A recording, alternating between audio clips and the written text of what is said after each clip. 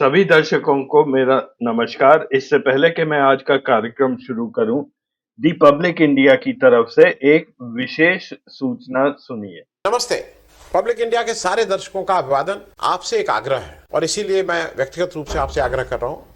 16-17 नवंबर 2024 को लखनऊ के मोती महल लॉन में अवध कॉन्क्लेव का आयोजन किया जा रहा है।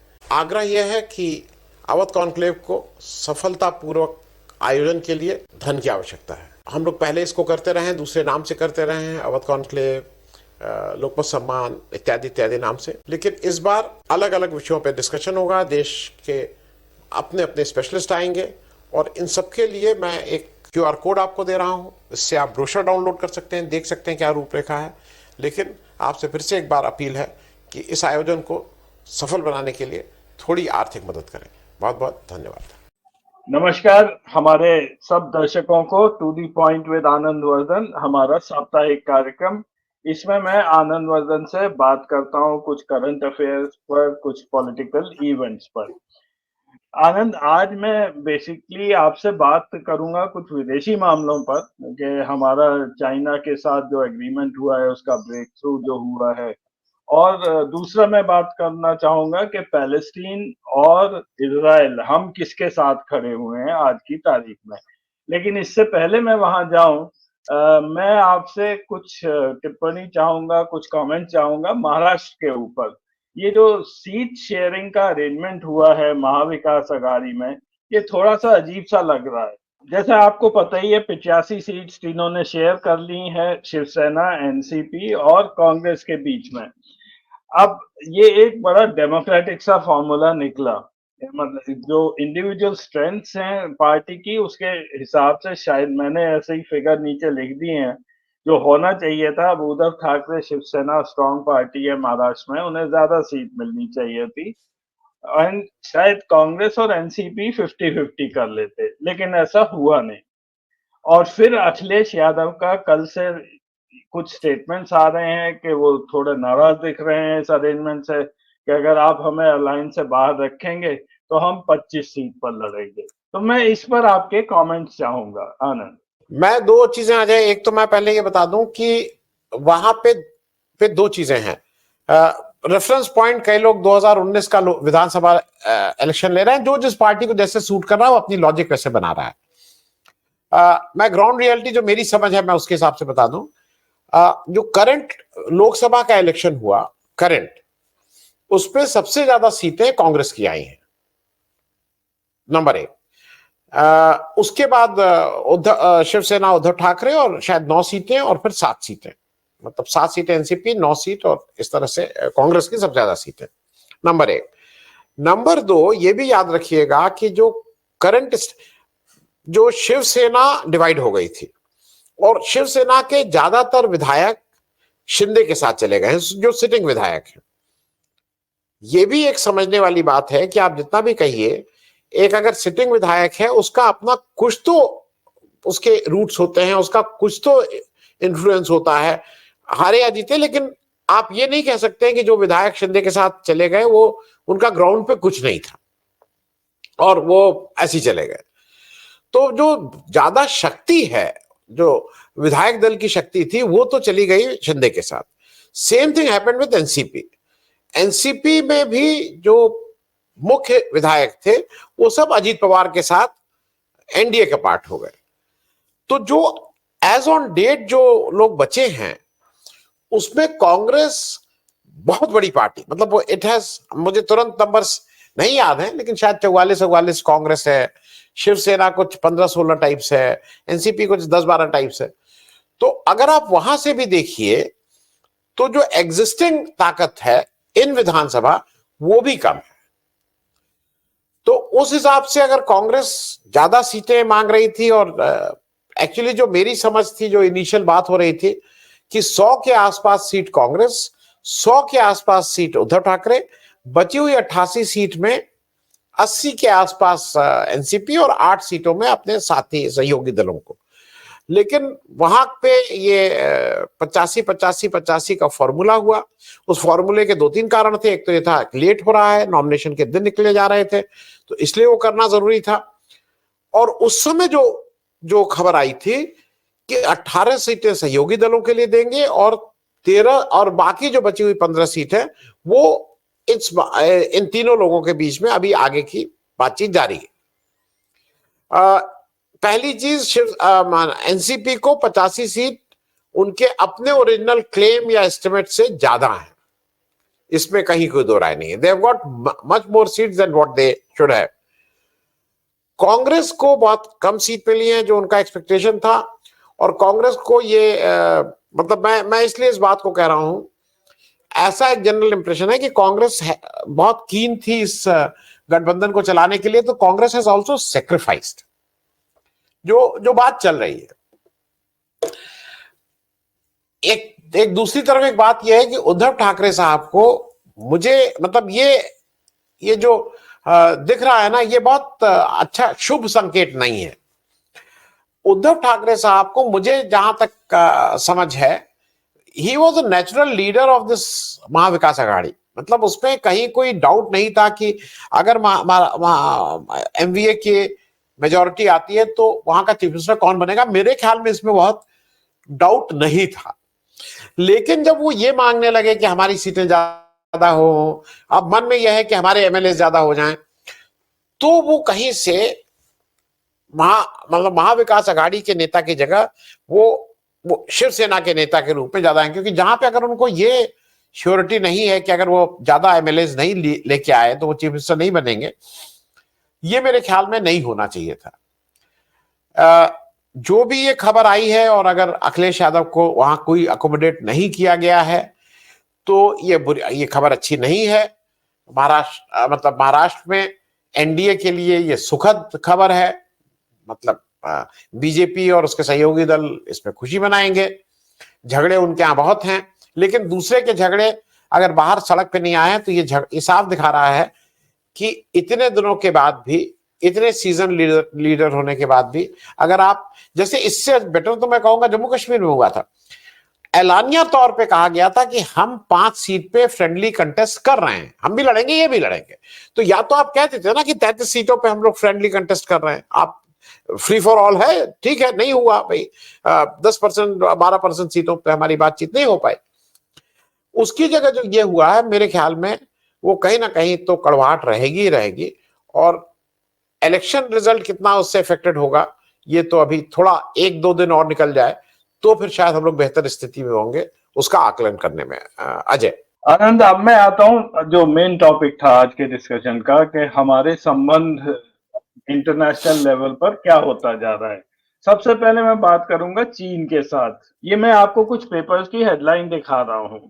ये है कि हमारा डिसएंगेजमेंट चाइना के साथ शुरू हो गया है और 29 अक्टूबर तक हम ये कंप्लीट कर लेंगे। इंडियन एक्सप्रेस में ये था कि India China LAC agreement is welcome, but is it a breakthrough? ये कोई ऐसी बात है क्या जिस पे हम अपनी छाती पीटें और अपने को शाबाशी दें?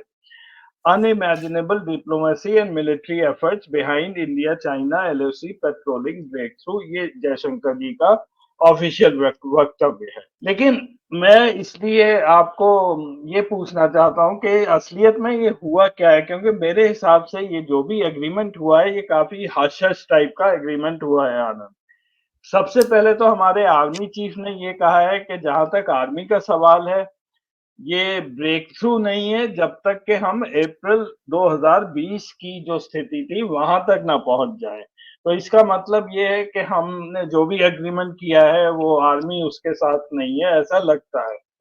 और ये एग्रीमेंट इन इटसेल्फ ये सीक्रेट डॉक्यूमेंट बना दिया है, ये किसी को दिखा नहीं रहे हैं। और ये खबरें आ रही हैं कि उसमें कई ऐसे इलाके हैं जो कभी डिस्प्यूटेड नहीं थे, वो भी इस एग्रीमेंट में उनके नाम आ रहे हैं। और फिर पेंगोंग लेक का आपको पता ही है, चाइना ने ब्रिज वगैरह बना ही रखा है। तो एक तरफ तो हमारी सरकार अपना छाती ठोक रही है कि हमने बहुत बढ़िया काम किया, लेकिन वो एग्रीमेंट तो पब्लिक डोमेन में भी नहीं है। और 4000 स्क्वायर किलोमीटर जो जमीन हमने दी थी उसका क्या हुआ? तो ये बिल्कुल ही ओपेक सी बात है, लेकिन प्रेस में और गोदी मीडिया इसको बढ़ा चढ़ा कर बोल रहा है। आपका क्या जी, विचार है? अजय, मैं पहले वहीं से शुरू करूं जो आपने कहा कि 4000 स्क्वायर किलोमीटर जमीन दी नहीं थी, उन्होंने जबरदस्ती हमसे हथिया ली थी और हमने उस पर अपना स्टैंड ये लिया था कि ना कोई घुसा है ना कोई घुसा था। तो हमने एक तरह से उनको गिफ्ट किया था और उनको ये उनके पास ये कह दिया था कि ये तो हमारी थी नहीं, आप जहां तक आए थे वो आप ही का था। ये हमारा ऑफिशियल वर्जन शुरू के बहुत दिनों तक ये चलता रहा।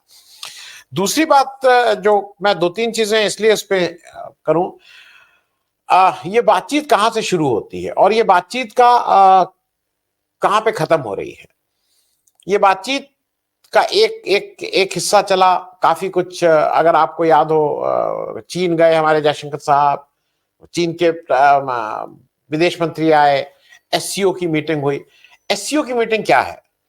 मैं इसको बार बार मैं आपके पहले प्रोग्राम में भी कह चुका हूं, अभी भी कह चुका हूं। एससीओ शंघाई कोऑपरेशन वाला एक ऑर्गेनाइजेशन है which was led by China and Russia. उसमें हमारा कोई रोल नहीं था। जब वो 2002 या 2003 या 2006 में जब भी आया, हम लोग उसमें बाहर थे। वो तजाकिस्तान, किर्गिस्तान, उज्बेकिस्तान, इन लोगों का एक अपना था जो रशिया और चीन का बॉर्डर था। उसमें चीन और रशिया मिलकर आपस में एक पैसे हम लोग आगे बढ़ेंगे उसकी बात करते थे। उसमें हम लोगों ने बहुत कोशिश की कि हम किसी तरह से उसमें घुसे, किसी तरह से उसमें घुसे। तो हमारी बहुत सालों की कोशिश के बाद जब हमें उसकी मेंबरशिप अलाउ हुई 3-4 साल पहले, तो सिर्फ हमें नहीं हुई, कहा गया कि नहीं पाकिस्तान को भी हम दे रहे हैं, आप अकेले कैसे? तो हमें पाकिस्तान के साथ ब्रैकेट करके हमें वो मेंबरशिप दे दी गई। एससीओ की मीटिंग में हम जाते हैं पाकिस्तान। मैं इस बात को बार बार एम्फेसाइज इसलिए कर रहा हूं, ये कौन सी डिप्लोमेसी है। बिल्कुल जयशंकर साहब सही कह रहे हैं, unimaginable diplomacy. SCO organisation driven by China, headquarters इसका पीकिंग या बीजिंग है। उसकी मीटिंग में तो आप पाकिस्तान जाएंगे, लेकिन सार्क कंट्रीज जो नॉन चाइनीज, नॉन रशियन, केवल आपके अपने मित्र राष्ट्र जो अगल बगल आपके पड़ोसी राज्य हैं, उनका जो ऑर्गेनाइजेशन है, उसकी 2016 से शिखर वार्ता नहीं हो पाई है, क्योंकि हमारा ऑफिशियल स्टैंड यह है कि हम पाकिस्तान नहीं जाएंगे सार्क की मीटिंग में। और 2016 में टर्न था पाकिस्तान को होस्ट करने का और हमने एक ऑफिशियल स्टैंड ले लिया कि वहां नहीं जाएंगे। आप अपने सार्क, अपना जो आपका हित, जो आपका बनाया हुआ है, जो आपने उसको जो विकसित किया है, उसमें तो आप पाकिस्तान नहीं जा रहे हैं। लेकिन जब एससीओ हो रहा है तो आप क्यों चले जा रहे हैं? ये डिप्लोमेसी के डर है एक। दूसरा, मैं इसलिए इस बात को कहूं जो आपने अपने उसमें भी बहुत स्पष्ट रूप से कहा, डॉक्यूमेंट्स और खास करके इस तरह के डॉक्यूमेंट्स तो ट्रांसपेरेंट होने चाहिए। आपके फौज के शीर्ष पदों पे बैठे हुए लोग सार्वजनिक बयान के रूप में एक नहीं कई बार कह चुके हैं कि चाइना हमसे फार अहेड है, we are no match as far as the Chinese military might is concern. ये हमारे उच्च पद पे बैठे हुए लोग बोल चुके हैं, people who are at the responsible positions. जो सारी बात ले दे के ये थी कि वो जो 20 आदमी, अप्रैल में 2020 की बात है, जब कर्नल बाबू के नेतृत्व में वो लोग जब शहीद हुए थे 20 आदमी, उसके बाद वो जो आपने जो बिल्कुल सही पकड़ा, जो पेंगोंग लेक है, हम लोगों में से जो पेंगोंग है, पेंगोंग लेक किधर है, हिंदुस्तान के पास कम है, वो जो उसका नॉर्दर्न हिस्सा है जो अब दिखता है, अब तो वो इस तरफ से दिखता है, उसके फिंगर एट तक क्या आप जा सकते हैं? आप नए नए एरिया बता रहे हैं कि नहीं नहीं नहीं, नहीं अब वहां तक आ सकते हैं। अरे भाई, जो असली मुद्दे की बात है वो क्यों नहीं कर रहे हो? जहां पे शहादत हुई थी, जहां पे लोगों ने खून बहाया था, उन जगहों पे क्या स्टेटस है ये नहीं बता रहे हो। ये बात मैं इसलिए कह रहा हूं कि वो जो डेडलॉक है वो भी समझ लीजिए, जिसमें पूरी बड़ी फुल पेज की तस्वीर, मोटी हेडिंग आई थी, जिसमें जिनपिंग साहब और मोदी साहब ने एक रशिया में जाके फिर से रशिया गए हैं ब्रिक्स के लिए, ब्रिक्स मीटिंग के उसमें जो हुआ कि बहुत बढ़िया काम, बहुत बढ़िया काम। उसमें जो कुल जमा ये है, आप खूब डॉक्यूमेंट को पढ़ लीजिए कि हमारा जो एसआर लेवल का जो हमारा एक नेगोशिएटिंग मैकेनिज्म था, उसको हम रिवाइव करेंगे। स्पेशल रिप्रेजेंटेटिव का एक मैकेनिज्म बनाया गया था 2003 में कि हम अपने बॉर्डर डिस्प्यूट्स को इस मैकेनिज्म के थ्रू सेटल करेंगे। और उसकी 2019 तक 22 मीटिंग हो चुकी थी, 22 मीटिंग्स हो चुकी थी, कोई पहला नहीं है।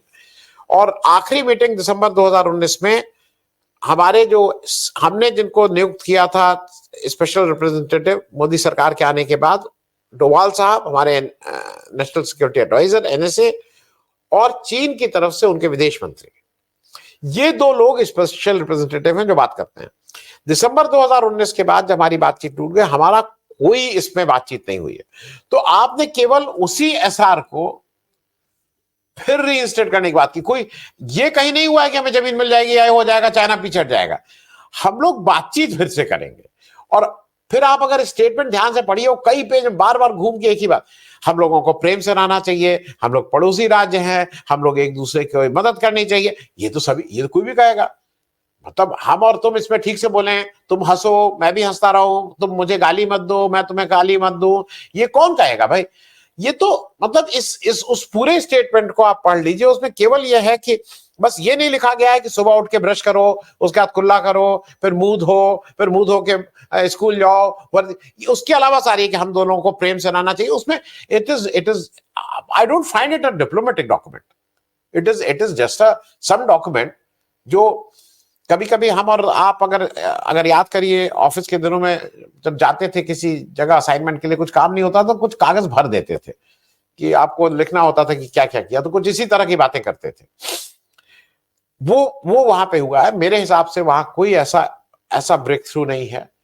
और दो चीजें हो रही हैं। चाइना इसलिए ज्यादा कीन है कि चाइना का हमारे से बिजनेस बहुत हो रहा है। तो चाइना की कीननेस इज नॉट बिकॉज कि चाइना कोई हमसे डर गया है, नॉट बिकॉज कि चाइना बहुत अच्छा उसका हृदय परिवर्तन हो गया और उसको लगा कि नहीं मैंने इनके साथ बड़ा गलत किया था तो इनको अभी ये भी दे देते हैं, और जो चाइना ऑक्युपाइड कश्मीर है वो भी दे देते हैं, अक्साइड सब। उसका कोई हृदय परिवर्तन नहीं हुआ है। चाइना चाइना ही है। चाइना अपनी ताकत बढ़ा रहा है, लेकिन उसको व्यापार करना है। तो व्यापार करने के लिए हमारे यहाँ के भी कुछ लोगों को बहुत व्यापार, उनके बहुत इंटरेस्ट है वहां पे। हमारे जो शीर्ष पे बैठे हुए कुछ उद्योग तो नहीं बोलेंगे, कुछ आढ़तिये और जो ट्रेडर्स हैं हमारे यहाँ के, उनका बहुत कुछ वहां पे है। तो ये उनका प्रेशर है, जिस प्रेशर में आके हमने ये सब करना है। लेकिन ग्राउंड पे आपको देश को कॉन्फिडेंस में लेना होगा क्या हुआ। और मैं एक और बात आगे बढ़ के कहूंगा, जय, अगर रियलिटी की बात है तो आप देश को बताइए कि वो हमसे 4000 स्क्वायर किलोमीटर ले लिए हैं, हम यहां पे खड़े हैं, और अब बताइए अगर हम ये नेगोशिएट करके आपकी इस झगड़े को, इसको हम बॉर्डर में कन्वर्ट कर सकते हैं, हम लाइन ऑफ एक्चुअल कंट्रोल की जगह इसको हम बॉर्डर में कन्वर्ट करें, व्हाटएवर इट इज। लेकिन देश को तो कहीं से भी कॉन्फिडेंस में नहीं लिया जा रहा है। अजय जी आनंद, इसी संदर्भ में मैं आगे बात करूंगा कि मोदी जी आजकल विदेश मंत्री का रोल ज्यादा निभा रहे हैं। अमित शाह जी को शायद देश का प्रधानमंत्री बना दिया है, अब वो हर जगह जाते अभी यूएस गए, फिर ब्रिक्स की मीटिंग में भी गए। तो इसी बारे में मेरा अगला सवाल था, जब हम ब्रिक्स में जाते हैं वहां पे हम जो भी डॉक्यूमेंट साइन करते हैं, एक तो हम उसमें रशिया की सपोर्ट करते हैं कि जो भी सैंक्शंस वगैरह लगे हैं वो ठीक नहीं लगे हैं। दूसरा, हम बिल्कुल पैलेस्टीन का भी उसमें सपोर्ट करते हैं, that we support the full membership of the state of Palestine in United Nation. और यही नहीं है, अभी पिछले जून या जुलाई में हमने पैलेस्टीन रेफ्यूजीज के लिए $2.5 मिलियन की एड भी भेजी है। और इधर हम, अगर आप एमईए की साइट जाके देखेंगे तो ये इंडिया इजराइल बायलैटरल रिलेशंस का एक बहुत बड़ा डॉक्यूमेंट है जो वहां पे उन्होंने रखा है, और ये शायद 25-30 पेज का है। कोई भी कोऑपरेशन का एरिया इस डॉक्यूमेंट से नहीं छूटा है जहां हमने साइन किया है। इकोनॉमिक कमर्शियल रिलेशंस है, agriculture, water, defence, health, people to people contact, culture, सब कुछ हमने साइन करके रखा है। और यहाँ तक कि जब 7 अक्टूबर का पहला हमला हुआ था तो नरेंद्र मोदी जी पहले वर्ल्ड लीडर थे जिन्होंने हमास का अटैक कंडेम किया, और हमास को हिंदुस्तान की तरफ से पहली बार टेररिस्ट घोषित किया गया, जो कि आज तक हमने नहीं किया है। तो हमारी ये जो विदेश पॉलिसी है as far as Israel and Palestine is concern, ये बहुत मेरे को तो कंफ्यूजन लग रही है कि एक दिन आप कुछ बोल रहे हैं, दूसरे दिन कुछ बोल रहे हैं। तो इसमें हम तो कहीं आगे जाके फंस भी सकते हैं। आनंद। देखिए, ये जो आपने कहा ना, इसमें एक दिन नहीं, वो बहुत क्लैरिटी इसमें मुझे तो बहुत क्लियर दिखाई दे रहा है। एक चीज ये समझनी होगी कि पैलेस्टीन जो है उसके साथ हिंदुस्तान हरदम खड़ा रहा है, आज नहीं, सिंस जब से पैलेस्टीन बना, जब से हिंदुस्तान वजूद में आया, हम सब लोग पैलेस्टीन के इश्यूज के साथ पूरा देश खड़ा रहा है। ये बात मैं बार बार इसलिए कर रहा हूं कि हमारे यहाँ यासिर अराफत की थोड़ी सेमी मतलब हीरो वाली वेलकम होता था, उनको माना जाता था कि भाई मोर देन अ लाइफ एक पॉलिटिकल लीडर। अब उसके जरा कारण भी समझ लीजिए, और फिर मैं आऊंगा इजराइल पे कि इजराइल के साथ क्या हो रहा है। कारण यह है कि पैलेस्टीन में आज आप जो अपना दिखाते हैं, वहां आपको एक ही चीज है, जो हिंदू मुस्लिम का आपने एक वोट का एक वो है, उसमें पैलेस्टीन में तो भाई हमें लगता है, लोगों को लगेगा हम तो मुसलमानों के सपोर्ट में खड़े हो गए। तो ये मुसलमानों के सपोर्ट में खड़ा होना ठीक नहीं है, और कोई कारण नहीं है। जबकि हार्डकोर बिजनेस सेंस ये कहता है, लीव असाइड हिंदू मुस्लिम, थोड़ी देर के लिए हिंदू मुस्लिम भूल जाइए। आप ये मान लीजिए कि पैलेस्टीन में सब हिंदू ही रहते हैं, या सब क्रिश्चियंस रहते हैं, जो भी आप उसको चाहिए, या सब मुसलमान रहते हैं। उसके बाद भी हार्डकोर बिजनेस सेंस ये है कि देश का जो टोटल व्यापार है उसमें एक नंबर चाइना, और जो पहले 5 नंबर में है उसमें इस्लामिक कंट्रीज भी हैं, यूएई, सऊदी, ये सब कंट्रीज उसमें they are a major player with the Indian, Hindustan के व्यापार के साथ।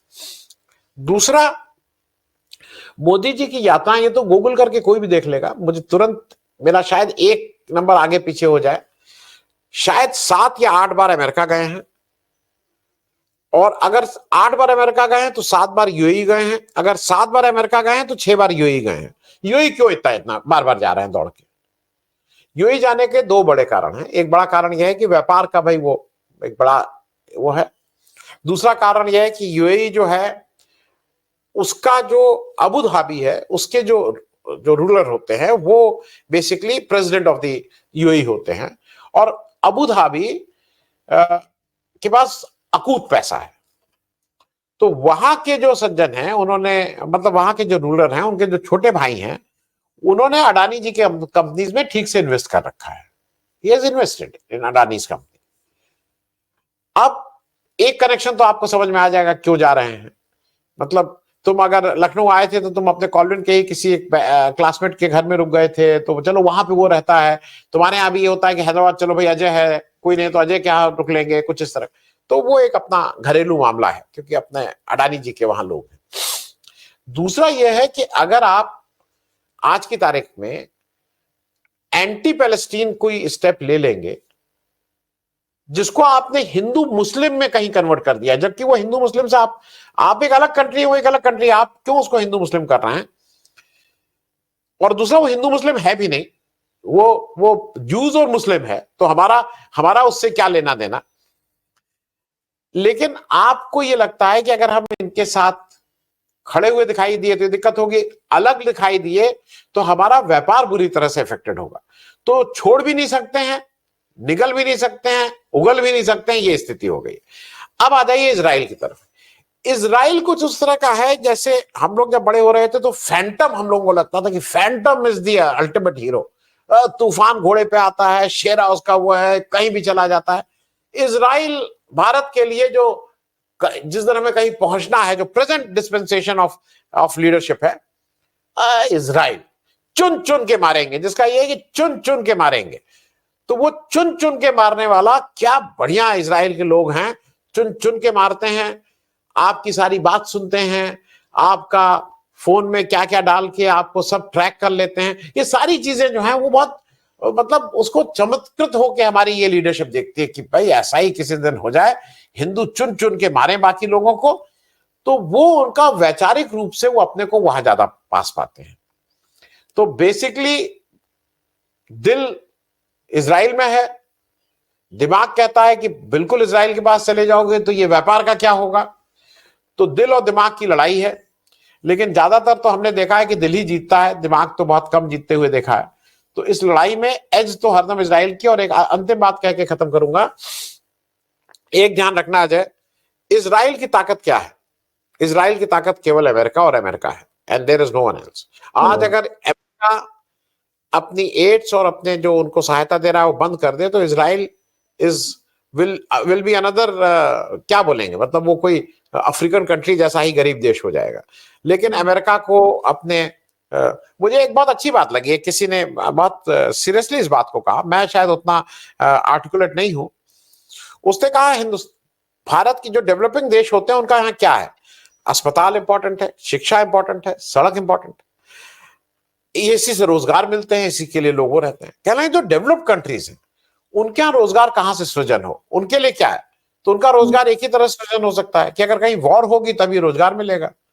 तो वो वॉर जरूरी है उस देश को कि इकोनॉमी को आगे ले जाने के लिए। तो अमेरिका के लिए तो ये सूट कर रहा है ना कि उधर रशिया यूक्रेन में चल रहा है, इधर एशिया में चल रहा है, तो वो चाहता ही है कि कुछ ना कुछ होता रहे। तो आज हमें गुड अगली बैड, हम कुछ अमेरिका के पीछे पीछे या अमेरिका की राह पे या अमेरिका जिस तरफ कह रहा है उससे प्रभावित ज्यादा नजर आती है हमारी विदेशी नीति बनिस्बत जो एक नॉन अलाइंड का हमने एक पोजीशन ले रखी थी जिसमें हमारे दोस्त होंगे, हम अपने हिसाब से तय करेंगे, वो पोजीशन तो नहीं दिख रही है। और जो आपने कहा ना कि आजकल मोदी जी ज्यादा फॉरेन मिनिस्टर, आजकल नहीं, 2014 के बाद इस देश का जो फॉरेन मिनिस्टर बिना कह रहा है उसका नाम मोदी जी ही है।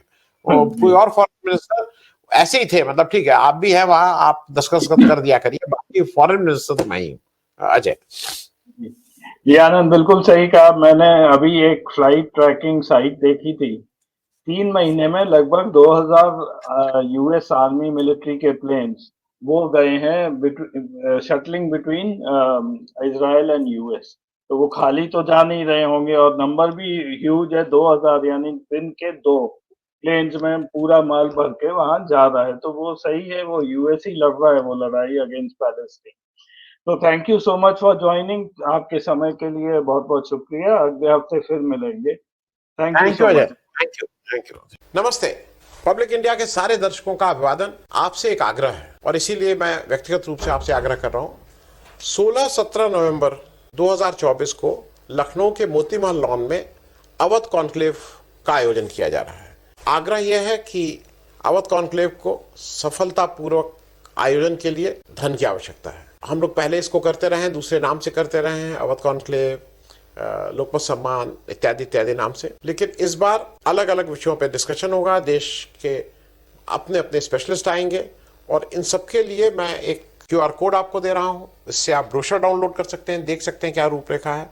लेकिन आपसे फिर से एक बार अपील है कि इस आयोजन को सफल बनाने के लिए थोड़ी आर्थिक मदद करें। बहुत बहुत धन्यवाद।